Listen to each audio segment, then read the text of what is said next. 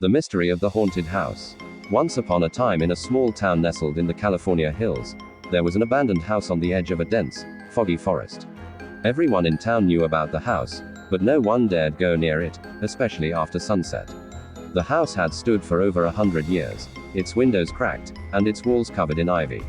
But it wasn't the house that scared people, it was the ghostly sounds that came from the forest every night. One foggy Halloween evening, three friends, Lily, Max, and Jake, decided to uncover the mystery of the haunted house. They were determined to prove that the stories were just made up by adults to keep kids away. Armed with flashlights and extra batteries, they set out at dusk. As they approached the house, the temperature dropped, and the wind howled through the trees. The sky darkened faster than they expected. Max hesitated but didn't want to seem scared, so he followed the others inside. The moment they stepped in, the door slammed shut behind them, as if pushed by an invisible hand. The sound echoed through the empty rooms, and the kids' flashlights flickered. Probably just the wind, Jake said nervously, though deep down, he wasn't sure. They ventured deeper into the house, the floorboards creaking under their feet. The air felt thick, and shadows seemed to stretch longer than they should. Suddenly, they heard a faint whispering coming from upstairs. It sounded like children, laughing and playing. But there was something off about it, something cold and distant. Lily swallowed hard. "Let's check it out," she said, trying to sound braver than she felt. The three slowly climbed the creaky stairs, the whispers growing louder with each step.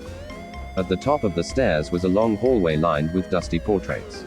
The faces of the people in the pictures seemed to watch them, their eyes following their every move.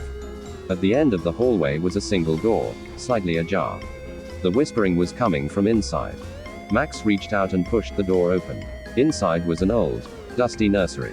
Toys lay scattered across the floor, and a rocking chair in the corner swayed back and forth as if someone had just been sitting in it.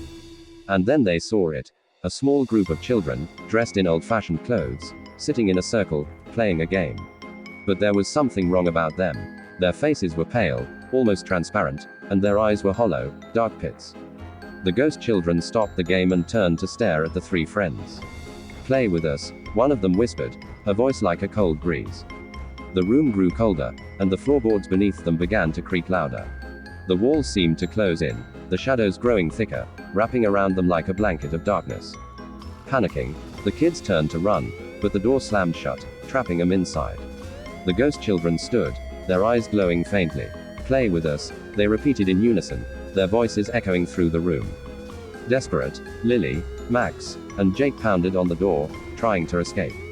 Just when they thought the ghost children were closing in, the door flew open. They ran as fast as they could, down the stairs and out of the house, never looking back.